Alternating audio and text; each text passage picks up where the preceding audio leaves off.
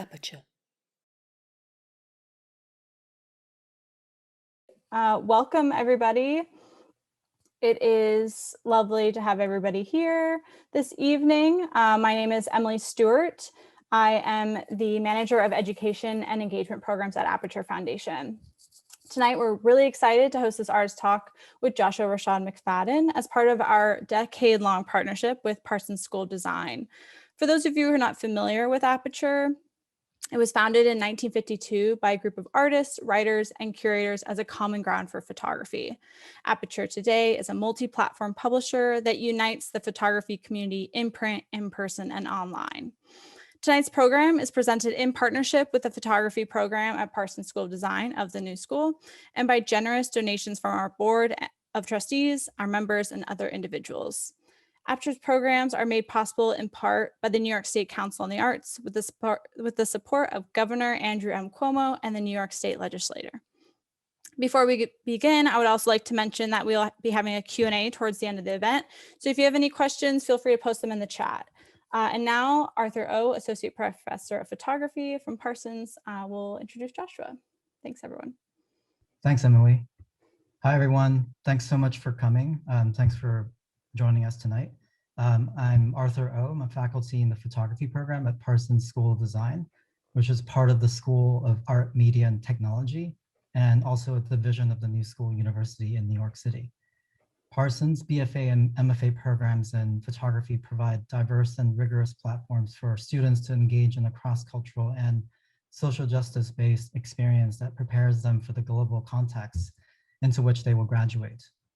I want to just take a moment to thank Emily Stewart and the Aperture Foundation for the continued partnership with Parsons for these really enriching public programs. It's my great pleasure to introduce Joshua Rashaad McFadden for tonight's talk. Joshua is a visual artist and an assistant professor of photography at the Rochester Institute of Technology. He holds a BA in fine art from the Elizabeth City State University in North Carolina and an MFA from the Savannah College of Art and Design in Georgia. Joshua has been recognized in a range of prestigious awards.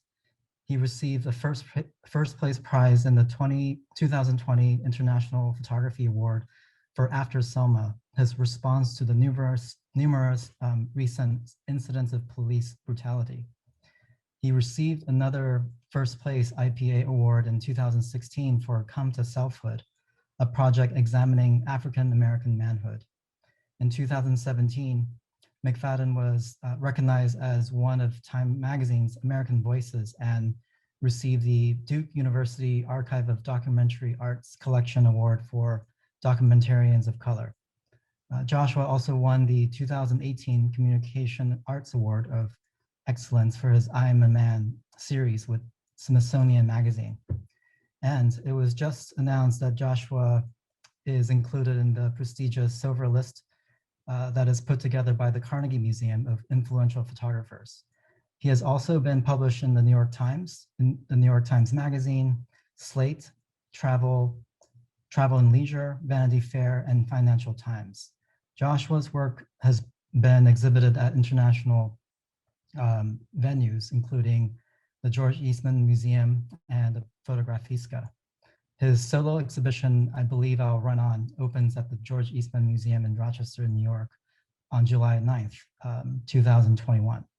So again, at the end, we'll have some time for Q&A. So please use the chat function to put in your questions. And I'll hand it over to you, Joshua.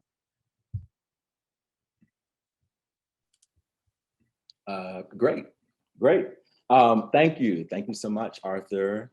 And thank you to Aperture for having me today. Thank you, Parsons. I'm just happy to be able to share my work with you all today.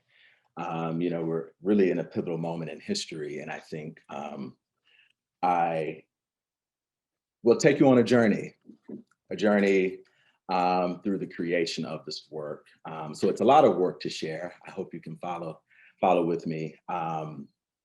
And I think you'll be able to see the common thread through all the bodies of work. So let's share the screen here.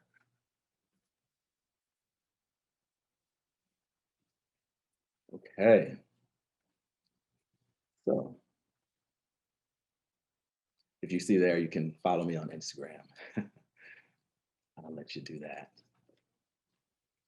So I was born and raised in Rochester, New York, a city that's famous for photography, of course, because Kodak was founded here in Rochester. My grandparents and much of my family actually worked at Kodak, and photography was a big part of our everyday lives. And if you know anything about my work and the work that I do, you'd know that I love old vernacular photographs, photos of the family. And so here's me and my father in the middle and my older brother. And you can see around my neck, I actually have a camera. I have a camera around my neck. And at all family events, I was deemed the family photographer. And it was actually my mother who gave me my first camera. My mother gave me my first camera. And from then on, I was obsessed with photographs. Here, fast forward a little bit, you see me at Elizabeth City State University, which is an HBCU in North Carolina. And if you don't know what an HBCU is, I highly recommend that you look it up. But I will tell you that HBCU stands for Historically Black Colleges and Universities. And they were established to serve the educational needs of Black Americans because Black people were denied admission to white institutions. As a result, HBCUs became the principal means for providing a college education to Black Americans. Even after the Civil Rights Act of 1964, you can still feel the remnants of segregation lingering in predominantly white institutions today. Some of the most prominent figures we know have gone to HBCUs, which include Oprah Winfrey, Vice President Kamala Harris, and Dr. Martin Luther King Jr., just to name a few. Fast forward a little bit more. After I graduated from Elizabeth City State University, I had a summer internship through a partnership with the Centers for Disease Control and the King Center in Atlanta, Georgia.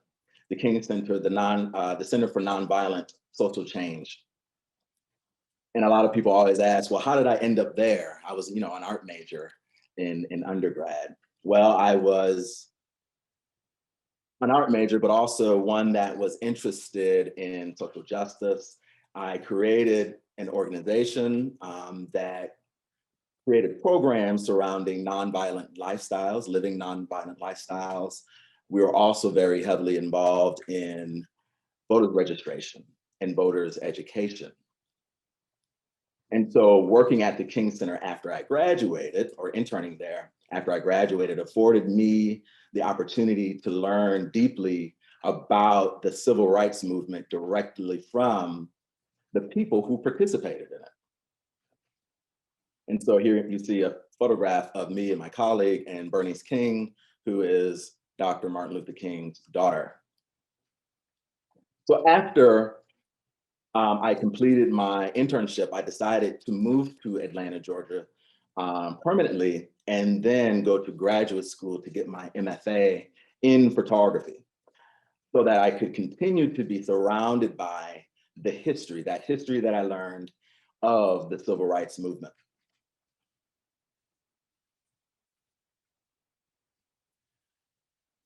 In 2015, I created a project called After Selma in response to the unrest in Ferguson, Missouri, that involved protests and riots beginning on August 10, 2014, the day after the fatal shooting of Michael Brown by police officer Darren Wilson.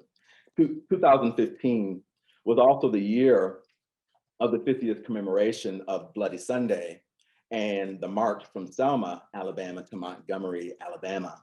The aftermath of Bloody Sunday and the Selma March pushed Congress to pass the Voters' Rights Act of 1965, which guaranteed the right to vote to all African Americans. The The act banned things like literacy tests as a requirement for voting and mandated federal oversight of voters' registration.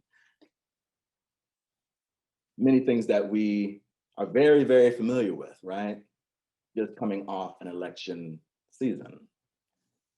So in 2015, I asked myself, where are we now?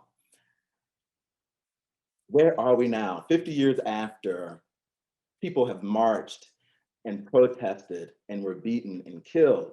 50 years after African Americans gained voting rights, here we are still marching for justice and freedom in America. So in these images here, you begin to see multiple generations marching marching at the same time. You see people who have marched in 1965, marching again in 2015.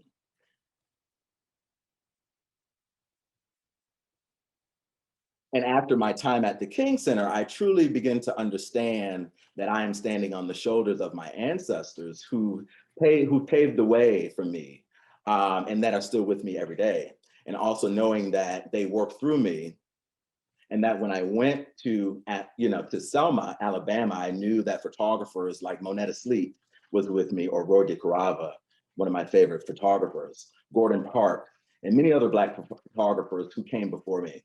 Their work is embedded in the fabric of America. In Selma, I was drawn to themes and iconography that may be related to the civil rights movement of the past, such as the Black church. Black churches have been bombed by white supremacists in the past, and they're still being bombed by white supremacists today. For example, the 16th Street Baptist Church bombing, where white supremacist terrorists bombed the church in Birmingham, Alabama on Sunday, September 15, 1963.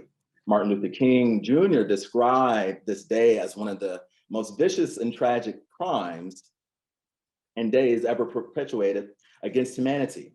The explosion at that church killed 4 Black little girls and injured between 14 and 22 other people. White supremacist terrorists are still terrorizing today, as you can see in recent news. And by recent news, I mean the insurrection that occurred, or attempted insurrection that occurred at the US Capitol on January 6, 2021. And it was incited by Trump. You see things like the Southern Tree, taken from a song entitled Strange Fruit. In this verse from the song, it reads, "Southern trees bear strange fruit, blood on the leaves and blood at the root, Black bodies swinging in the southern breeze, strange fruit hanging from the poplar trees." It's a story about lynching. According to the Equal Justice Initiative, the lynchings of African Americans was terrorism, a widely supported campaign to enforce racial subordination and segregation. Lynching in America documents more than 4,400 racial terror lynchings in the United States during the period between Reconstruction and World War II. Marching over the Edmund Pettus Bridge. On March 7th, 1965, around 600 people crossed the Edmund Pettus Bridge in an attempt to begin the Selma to Montgomery March. State troopers violently attacked peaceful demonstrators in an attempt to stop a march to achieve voters' rights. Sound very familiar, doesn't it? And then this image here. And for me, this image represents the older generation of freedom fighters, ushering in a new generation of freedom fighter. In this image, you see a woman who marched in 1965, marching again with a new generation of Black Lives Matter protesters behind her. It was at this moment that I truly understood that photographs are here to make you see. The photographs are not just fleeting moments in a movement. It's the documentation of a journey that was started way before me and you. I am continuing to and contributing to the work that already exists in my artistic lineage, a journey towards justice and the realization of freedom for Black Americans. From then on, I continued to document protest and make images about Black existence, examining race, masculinity, sexuality, and gender in the United States, working to reveal the impact of these constructs on Black Americans. And you'll see those examples in the projects that I show you today. After I completed After Selma, I continued documenting protests in other states.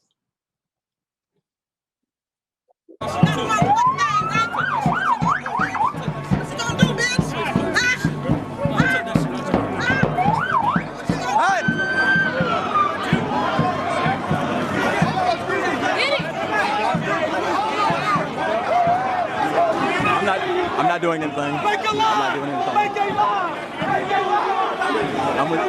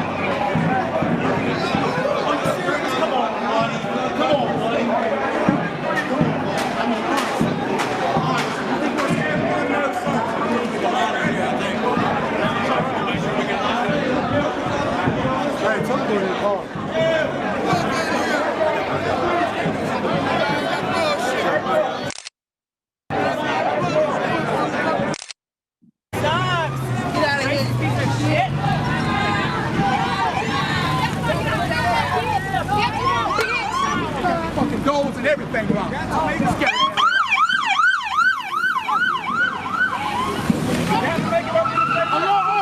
Pussy! Pussy motherfucker!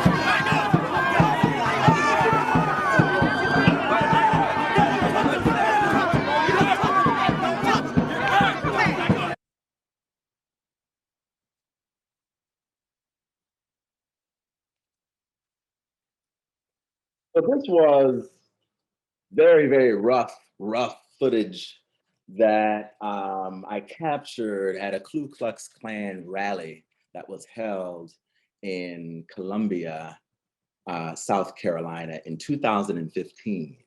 I didn't go planning on trying to capture video, but I felt like it was the only thing I could do at that moment. So I quickly switched gears and tried to do what I could. And then also at this time, it's important to know that I wasn't on assignment. At this point, I'm still in school. Not on assignment for anybody. I'm going to document and do the work. And so there was a KKK rally in South Carolina, Columbia, South Carolina, as they protested the removal of the Confederate battle flag from the grounds of the State House. And for me, this brought up a few things. I thought about this when I saw the occurrences at the US Capitol.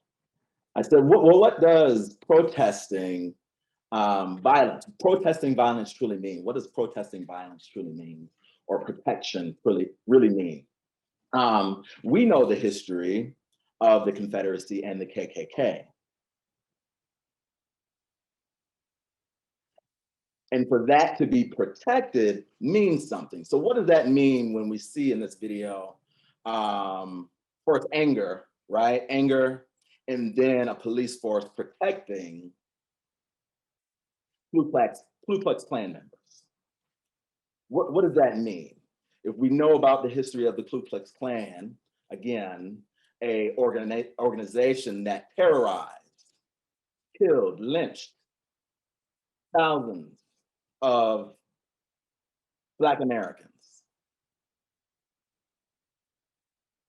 What does that mean when we see them allowed to organize and be protected?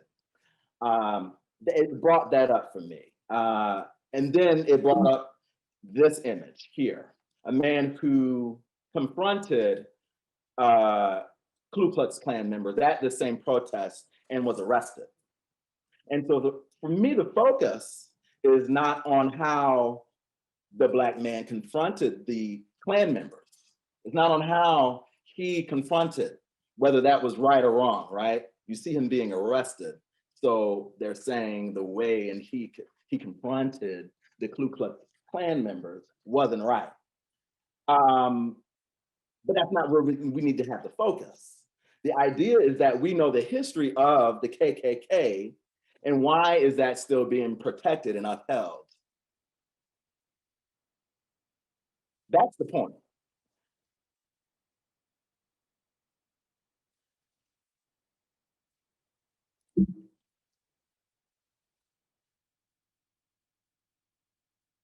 I begin to look at and think about the vernacular image and how that image could be used to convey humanity, specifically the image of the Black father figure positioned as the role model. I realized that I could use vernacular imagery to convey the humanity of Black men and their role models because it reflects on the family life and ordinary life, something that everyone can find themselves relating to in some type of way. Vernacular photographs of African-American life are often found missing from museum settings or popular media. But these images are relevant because they depict common traditions, values, cultures, and they're essential objects that reveal the intimate and collective identities of a group of people. They expose the narrative of Black life, but they're also able to show things like joy and beauty of a community.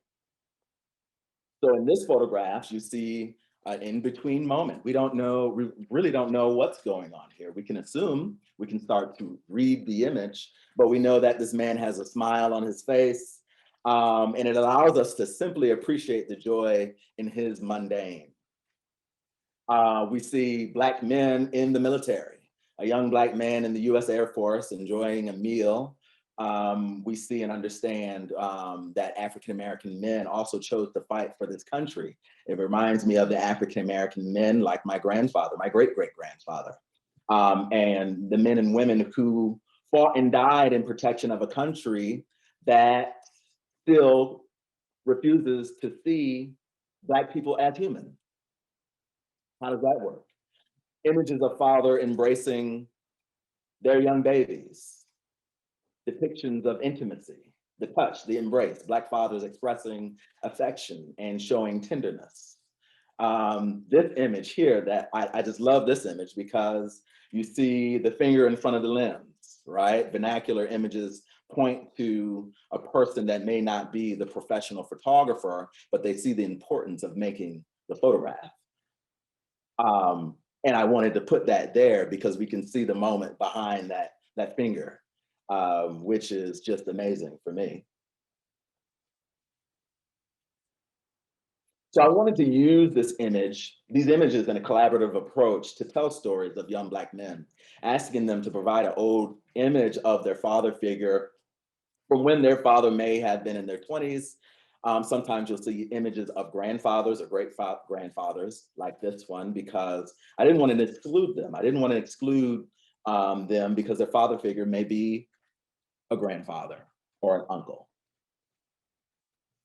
And in doing this project, I found that these young men had to go look for these images in the attics of their grandmother's house, maybe in an old shoebox. And this is now the act of mining the family archive, mining the personal archive, and placing importance in these images. The young men ended up learning so much about their history just from inquiring about the photograph. The participants would come, sit for a portrait, but only after we spent time talking about their experience, finding the photograph, and then they answered questions about living in America, drawing connections between their experiences and their father's experiences. I asked questions like, well, who is the ideal figure or role model and why? I personally started to understand the cross-generational similarities in the Black male experience during undergraduate school at Elizabeth City. So we're going back now. When I bought my first car, my dad helped me look for the car. It was an old Toyota 1994 Camry. And I bought it with my own money, and it was a very proud moment for me. I drove the car back from Rochester to Elizabeth City, all the way, nonstop overnight. And during school, during the semester, I was driving one day with my friends in the car. We were going to a restaurant called Cookout to get some food. And I was unjustly pulled over at a stop sign, stopped at a stop sign. So imagine being stopped at a stop sign and then being pulled over. We were all pulled out of the car. We were pulled out of the car, put on the curb. My car was torn apart. Backup was called, K9 units were called, and there I was on the curb for over an hour while my car was torn apart. I had no idea what was going on. The officer that pulled me over was speaking to the other officers, whispering, so on and so forth. Nervousness set in, anger set in. My friends didn't know what to do. Finally, one of the officers came and told us to get up and get out of here. The officer that pulled me over whispered to me and said, "You're lucky." That happened around October in the semester. I didn't tell my parents immediately, but when I got home for the holiday break, I brought it up during one of our evening conversations. I said I got pulled over and I was pulled out of the car. I saw a look on my mother's face and then a look on my father's face that I'll never forget. My mother said it was good that I got out of the car, but my father said, no, you shouldn't have gotten out of the car. Then they started to argue with each other about what I should have done and what should have happened. Because we see it on the news, these situations play out tragically, very often for African-American people. And the conversation is always about what the Black person should have done. Hands on the wheel, get out of the car, comply. Don't comply, you know your rights, right? But the conversation is never about the police officer unjustly pulling over people, profiling, right? So in this instance, it was one that Black men and women understand and experience. It's a conversation that Black parents have all the time. What do you do when you get pulled over? You have to worry about it every day when trying to complete a simple task, like getting food or going to work or even walking home, like Trayvon Martin. Going back to college in Texas, like Sandra Bland. Standing outside of a store, Eric Gardner. So that brings me to the handwritten text in these images here in Come to Selfhood, where young men were able to share their personal narrative openly. And we begin to read these narratives together. You realize that they flow and have a common thread. So when I collected the archival images of father figures and paired them with contemporary portraits, I made of their sons, along with the handwritten collective narratives and experiences. The result is a story that you can't ignore. We identify with family, love, hardship, acceptance, rejection, triumph, and reconciliation. And when you hear the snippets that I'll read for you of these narratives, I want you to think about how you identify with this person you see. Imagine that being your son or your father or just your neighbor. And this has come to selfhood.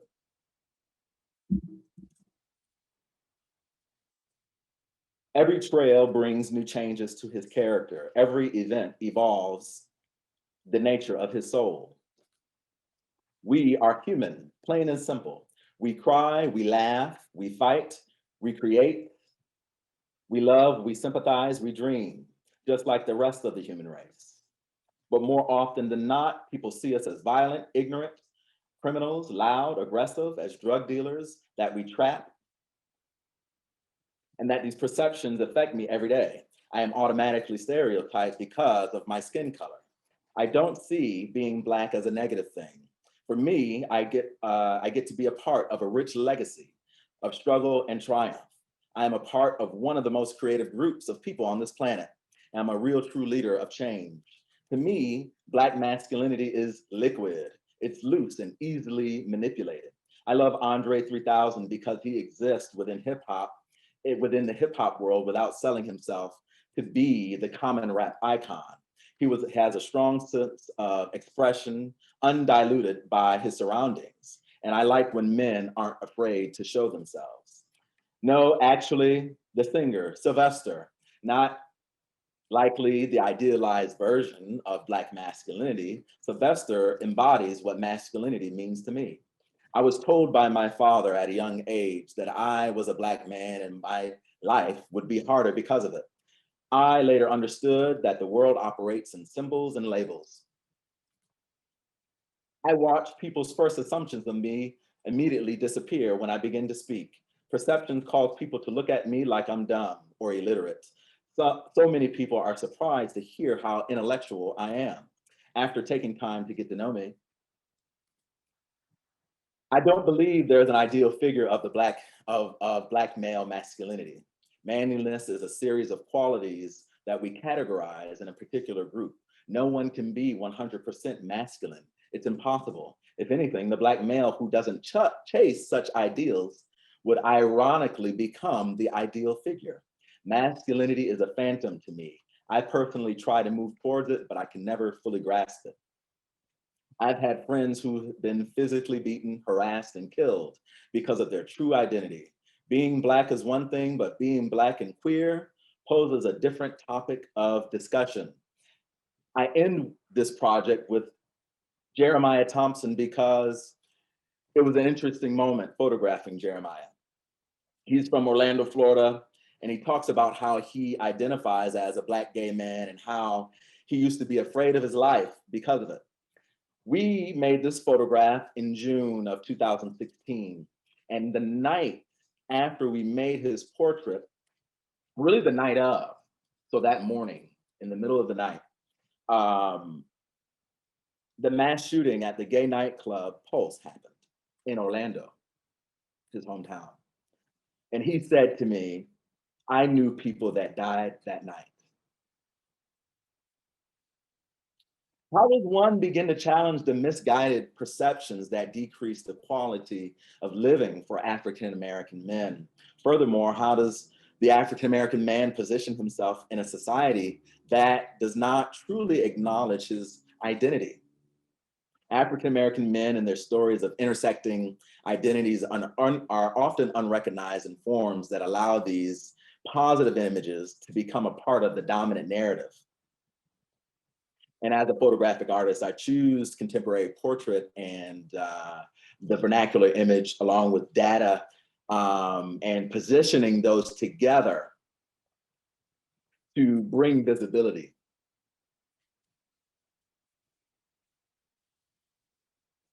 If you do not cooperate and accompany the arresting officer to the prisoner transport vehicle, or if you resist arrest, you may be charged with additional crimes.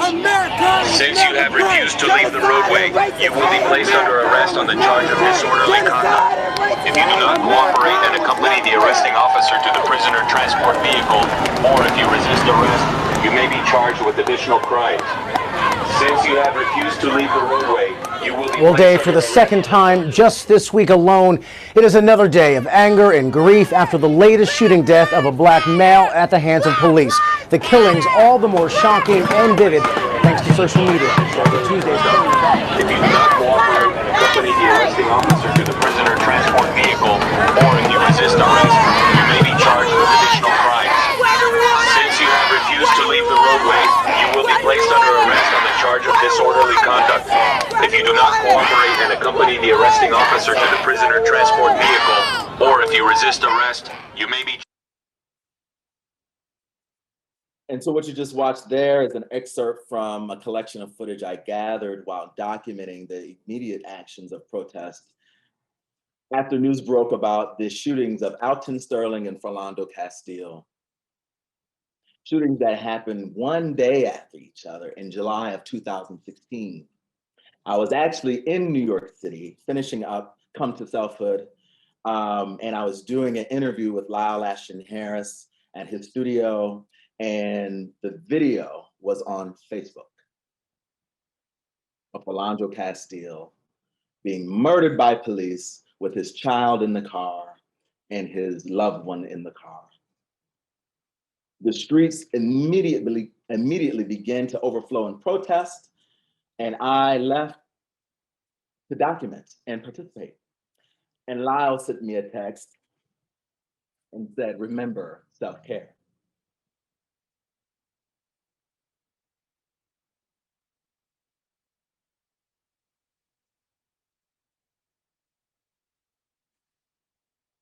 It was after this protest, I decided to stop documenting protests for a very long time.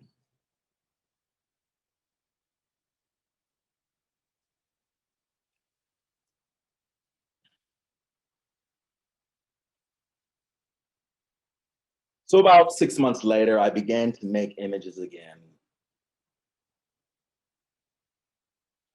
I continued to explore the idea of Black masculine identity, but now new ideas of gender. I started at Morehouse College in Atlanta, Georgia, an HBCU, historically Black college and university, again, but also what was known as an all-male school. So I was beginning to not only look at identity construction, but now also the fact that these men are coming to age within an institution historically known for conservative Black male leaders such as Dr. Martin Luther King, and also having to choose whether to identify or not with that legacy. The prompt for this section of the project was called I Am a Man, which was actually a slogan from the sanitation workers' strike in Memphis, Tennessee in 1968. And this is a portrait series that I made for Smithsonian Magazine, documenting and photographing the last surviving members of the sanitation strike in Memphis, Tennessee, which was the last demonstration that Martin Luther King led before his assassination in Memphis, Tennessee. So it was interesting that along with Dr. King's assassination also almost came the assassination of that slogan and the dwindling of the civil rights movement. In December of 2018, I found myself in my hometown, again in Rochester, New York, to continue my project that's now called Evidence. I learned within 1 week of arriving home that white students from St. John Fisher College stole a Frederick Douglass monument during the 200th anniversary celebration of Frederick Douglass's birth. And if you don't know about Frederick Douglass, he freed himself from slavery, became an abolitionist, was a great orator and photo theorist. He became one of the most photographed men of his time and was known for his many, many portraits and lectures and writings on photography. Many of the portraits in my projects are created in the likes of Frederick Douglass. And the incident when his statue, here you see here, was stolen, it made me think about Frederick Douglass and how he fought for the elevation of the African-American image beyond the derogatory and stereotypical image. And also when we think about Frederick Douglass, we think about the positive portrayal of African-American people. And during that moment, I realized that there are still people who do not appreciate or acknowledge the positive identities of African-Americans. African-American society still continues to disrespect not only African-Americans, but the African-American heroes and role models that came before us. And so when I continue to create evidence, evidence builds upon all of the work that I've done so far, working with new portraits and perspective that offer a more nuanced exploration around masculinity and gender identity, as well as conformity and resistance to whether it's resistance individually or societally. And I started to collaborate with writers such as Jeray Holder and K. Anthony Jones, Delon Burnside, and Thomas Allen Harris. And so in my hometown, we know Frederick Douglass is from, or lived in Rochester, New York, and is buried here in Rochester, New York, and it's where he created the North Star newspaper. And so with these texts, I began to say, well, how can I start to distribute these narratives in another way? So we did an exhibition at Visual Studies Workshop in Rochester, New York, but also published a newspaper in the likes of the North Star newspaper that Frederick Douglass created, and it's distributed still here in Rochester, New York. So evidence is both the newspaper and an exhibition, and the dispensers are placed at various locations throughout the city that distributes free newspapers to a broad cross-section of the community that includes schools and social and religious groups. After this exhibit opened last February, really, I think almost like this exact week last year, February. Of course, in a few weeks, we were on lockdown because of coronavirus.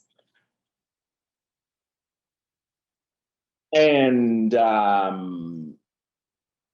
really around May, on May 25th, May 25th, George Floyd, an unarmed Black man, was murdered by Minneapolis police in the street. Outrage and protest and social media all erupted as video footage circulated of a police officer forcing his knee into Floyd's neck for 8 minutes, choking him to death, while 3 other officers aided in the act. With bystanders watching, "I Can't Breathe" escaped Floyd numerous times during the confrontation as he called out to his already deceased mother, straining for his final breaths. Think about that. He called out for his mother who was already deceased. When I heard this news, I immediately thought, wow. Again, I thought of Sandra Bland. I thought of Emmett Till. I thought of Trayvon Martin. I thought of Philando Castile.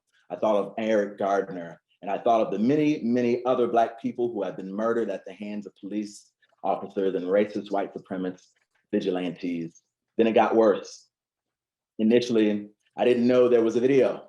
A day later, a friend sent me the video and text, and via text, I watched and witnessed the brutal murder on modern day lynching of a Black man in the streets. Every feeling of anger, rage, and sadness and depression hit me all at once. It was heavy and weighed me down, as it does for many Black people across this country. I couldn't sleep, and then I was quickly reminded of the freedom and the idea that freedom is a constant struggle. That's Angela Davis who said that. There was a song that says, "We who believe in freedom cannot rest until it comes." And Nina Simone says, "Those who don't believe in freedom for everyone are certainly murderers."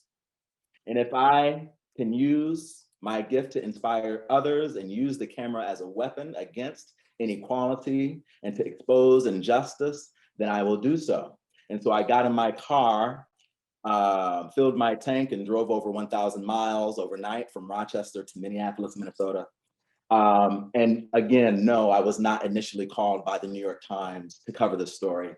It was a different call that I was answering. It was a higher call. It was a call to continue the work of the freedom fighters that came before me.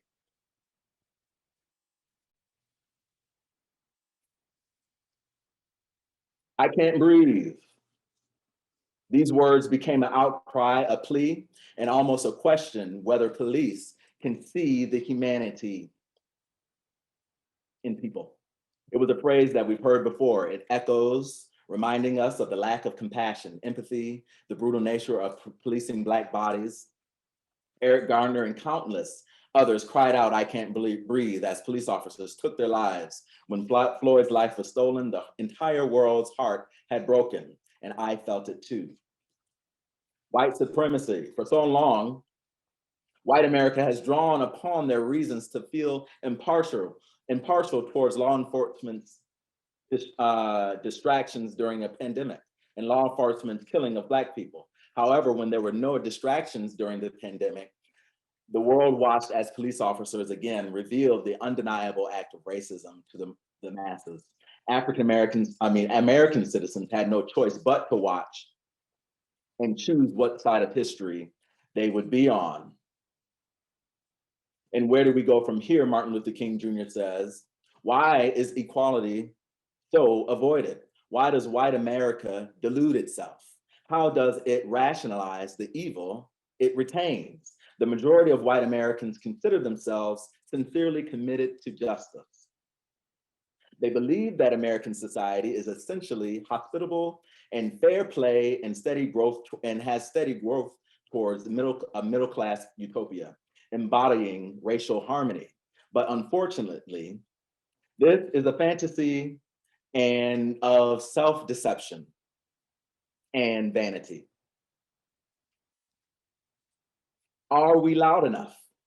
Are we loud enough? This photograph here is one that represents the quiet moments of thought. A simple quote, are we loud enough? There has been a ton of letters going out condemning riots and speeches condemning riots, asking people why they're burning things down.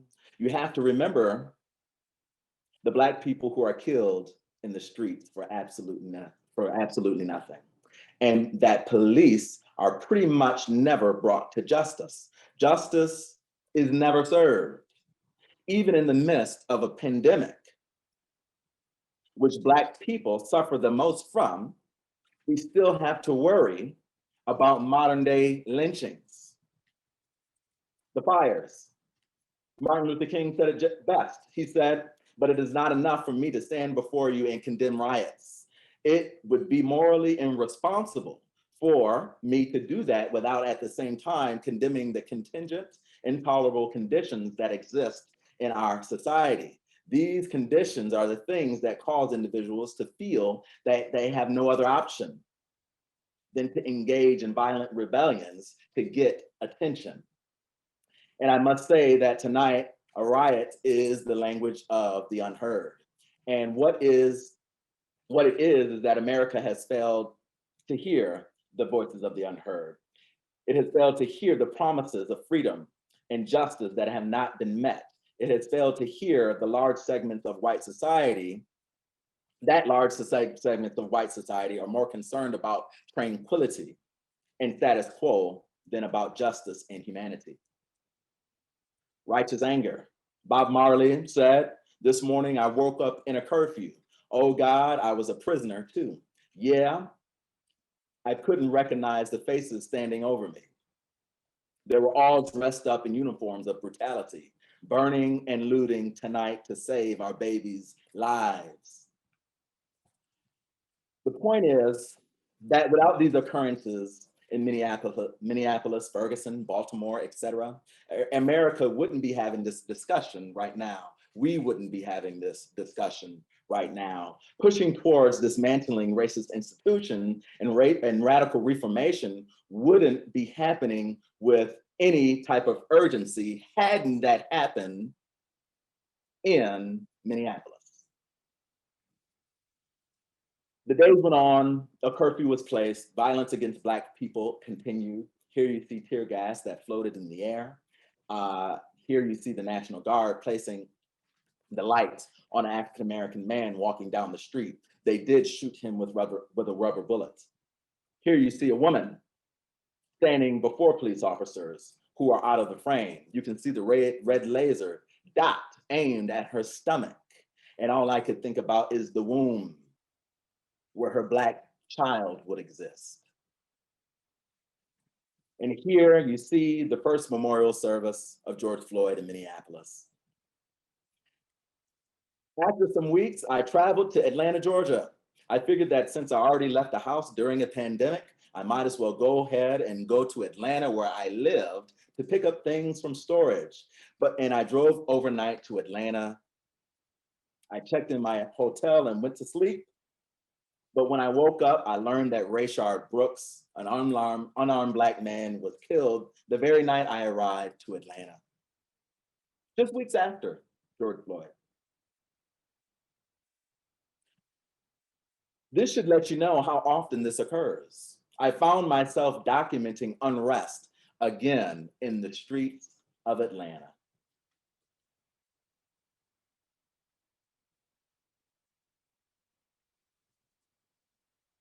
Protesters confronting Black police officers, asking them, how could you? This is very close to the site where Rayshard Brooks was murdered. Also, again, Black police officers. Demonstrations, children, observation, bearing witness, family members of Rayshard Brooks. I traveled to Louisville and documented the tragic story of Brianna Taylor and how she did not get justice either, and how her story was a very quiet story. And it was her friends and people who are close to her that brought light to her story. And so here you see family members and friends of Brianna Taylor in intimate portraits. You see Black women who identify and were best friends of Brianna Taylor, who shared their stories of their last moments with their friend before learning that she was murdered by police officers in her home. You see protesters that protested every day, excuse me, every day in Louisville, Kentucky, and they're still protesting. You see the boyfriend of Brianna Taylor in an intimate portrait. You see Brianna Taylor's apartment. Her door was on the right here, and that's where police entered her room. You see Attorney General Daniel Cameron's home in the suburbs, a man who confirmed and said that what the police did was justified. And you see protesters on his front lawn conducting a sit-in to disrupt the status quo. You see those protesters then being arrested and charged with federal offenses. You see the mother of Brianna Taylor standing at the memorial to her daughter. After a summer of documenting unrest across the country, I found myself returning home, and I couldn't have guessed this is how my journey of winter, spring, and summer would end. And here I am again in my hometown, photographing unrest again because another unarmed Black man killed right here in my backyard when I returned home. We learned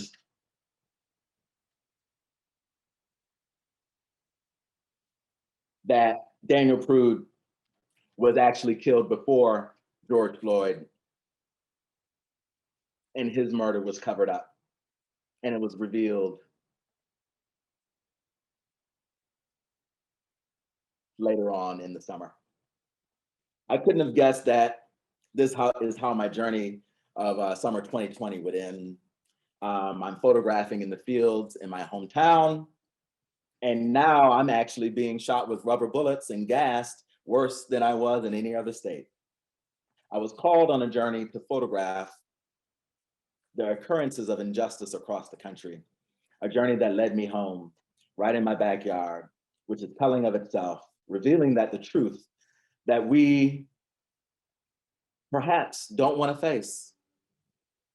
I find it interesting that people say, well, did you get any sleep at all this summer? They ask, did you find any time to rest?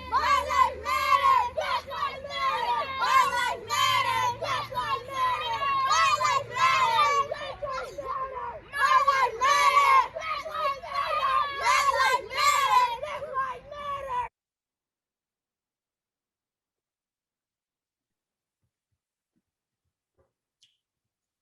Thank you so much, Joshua, for that extremely affecting talk. I think I see some questions, a few questions that I'd like to just convey to the group. A question from Trinity. The question is, as a Black photographic artist known for making work about social justice, how did and do you navigate commissioned work by white-run brands such as and publications during the BLM protests? How did you evaluate the intentions of those who commissioned you and decide what jobs to take and what not to take?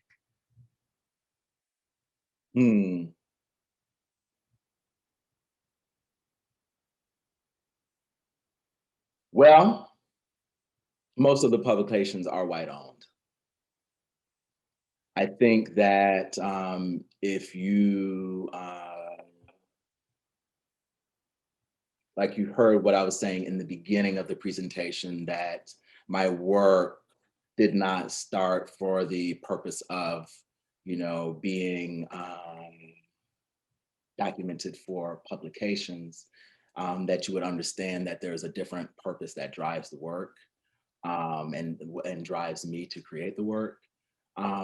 As far as navigating intentions behind publications, the only thing I can do is be well aware of the story that is going to be run, whether that's requesting drafts of what's going to be written, knowing what the headline might be, and things of that nature.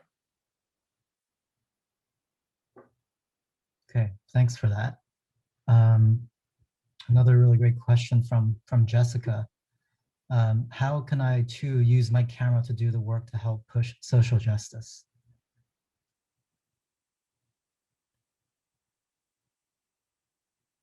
How can you use your camera to push the work of social justice, to push social justice? I think that's up to, I don't think I can answer that for you. I don't think I can answer that for you, not knowing who you are and your plight, how you identify. I can't answer that for you right now. Right. A question from Paula, who is a alumni from RIT. The question is, what did you carry with you from 2015 into 2020 when covering protests 5 years later? What did I carry with me? I think you have to be more specific. Do you mean like ideas or? I mean, maybe you said one, I don't know, I'm just interpreting, but maybe one moment, it was just after the Philando Castile's murder, you had said something about not going to protest for a while. So when you returned, what had changed, perhaps? Oh, okay. Well, yeah, so 2017, I didn't photograph any more protests. But no, that wasn't even 17, that was like 16. And then I didn't photograph a protest again until Minneapolis. And that is because of the shift. First of all, there was a big shift. I felt like people were ignoring the Black Lives Matter movement, right? We didn't really see a wide acknowledgement of Black Lives Matter until George Floyd, before it was still being demonized in the media. And then Trump administration came in, right? Post 2016, right? So then protests almost kind of had this shift to where there were a lot of protests happening. There were a lot of conflicting ideals at these protests. We saw that with like protesting mask wearing, right? So, there was this, it was a lot of static happening. I said I needed to pull out of that. But it was with seeing and hearing what happened to George Floyd that I understood that I needed to return to that call to document. And so I did. Mm-hmm. So I think what I carried with me is knowing what my purpose is. Mm-hmm. A question from Yvette, which is very similar to the previous question.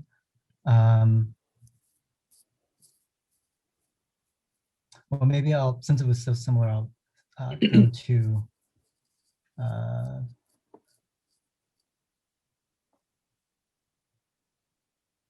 yes, Yvette's wondering if the text that was part of your presentation is available for reading or review, and has it been published? Well, this recording will be posted on the YouTube channel for Aperture. So that's a source that you could return to. And so, yeah, not so much of a question, but maybe it's a question about writing and how that is part of your practice, or how it informs your practice, and what role does it serve in your practice overall? Can you ask that again? Sorry. Just the role of writing in your practice. How does writing inform your work, and what kind of role does it play within your practice? Oh, okay. Well, language, I think language is what we want to say. I think you have ways you can, you have the visual language, ways you can read a photograph, but also written language. And I wanted to bring those two together